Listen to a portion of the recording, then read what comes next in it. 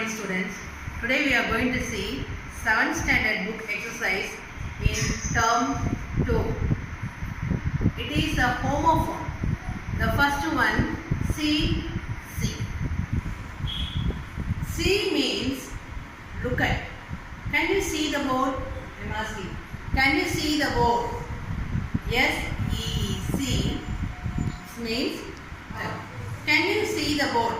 The board உன்னால பார்க்க முடியுதா? Can you see the stars? அந்த நட்சத்திரங்களை எல்லாம் உன்னால பார்க்க முடியுதா? That is a C. But same pronunciation with a different spelling sea. This sea means கடல். Look at the sea. How beautiful it is. This is இந்த சீனா என்னன்னா கடல். Look at the sea. How beautiful it is. கடல் எவ்வளவு அழகா இருக்கு பாருங்க. அதுதான் வந்து இந்த night. Night அப்படினா இரவு. We can see the stars and moon at night. இரவுல தான் நம்ம நட்சத்திரம் பார்க்க முடியும். அதுதான் வந்து உங்களுக்கு night. இந்த night அப்படினா என்னன்னா போர் வீரன். The princess was rescued by the night. அதாவது அந்த இளவரசி வந்து யாரால இருந்து காப்பாற்றப்பட்டார்? போர் வீரன். So the princess was rescued by the night. The right. எழுது. Right அப்படினா எழுது. Write neatly. Teacher used to say write neatly. அழகா எழுது. Improve your calligraphy. நீ அழகா நீட்டா எழுது. அதான் வந்து ரைட். இந்த ரைட் அப்படினா சொல்றோம். ஒன்னு வந்து ஆன்சர் எல்லாம் கரெக்ட். அப்படிங்கிறது வந்து ரைட்னு சொன்னோம். இன்னொன்னு வந்து ரைட்னு சொன்னோம். Turn right. டைரக்ஷன்ல போயிட்டு இருக்கோம். Turn right. அப்படின்னா என்னது? ரைட் பக்கம் வலப்பக்கமாக திரும்பும். அது வந்து ரைட் ஒன். ஆர்ம்ஸ்னா கைகள். My arm is paining. Arms என்னது? கை. Second arms. This arms அப்படின்னா என்னன்னா பிச்சை எடுக்கிறாங்கல்ல அதுதான் வந்து arms. She begged for food and alms. அவ வந்து உணவுக்காகவும் பணத்துக்காகவும் பிச்சை எடுக்கிறார்.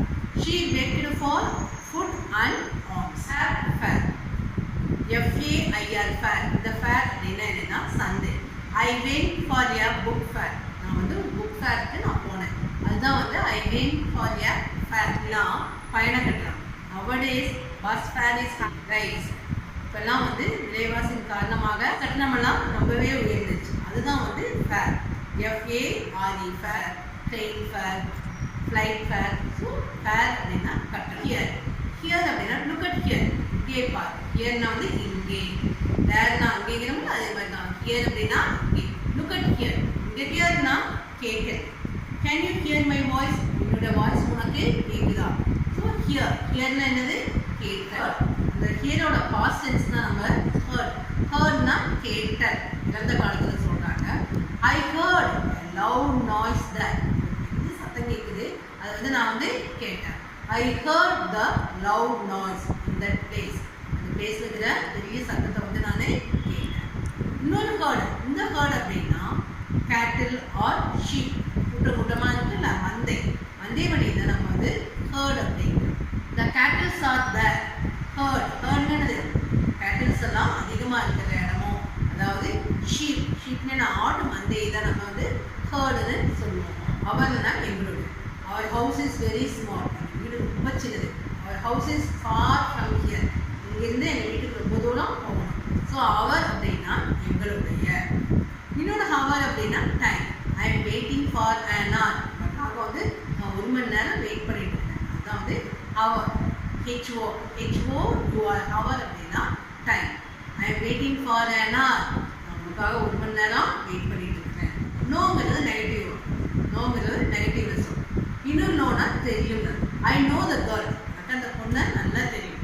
I know the answer. எனக்கு எல்லா ஆன்சரும் தெரியும். அந்த நோ அப்படின்னா தெரியும். இன்னொரு நோ அப்படின்னா இந்த நோக்கு மீனிங் என்ன அப்படின்னா negative. To meet you. That is no time.